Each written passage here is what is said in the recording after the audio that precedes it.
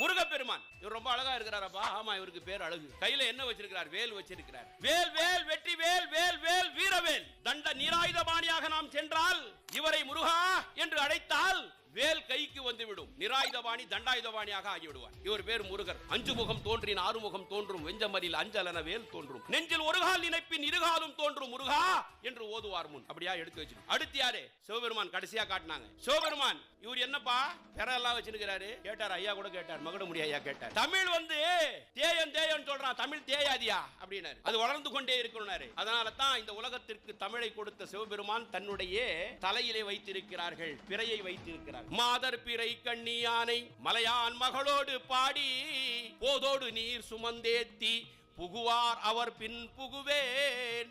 யாதும் சுவடு படாமல் ஐயாறு அடைகின்ற போதும் காதல் மடப்பிடியோடு களிறு வருவன கண்டே.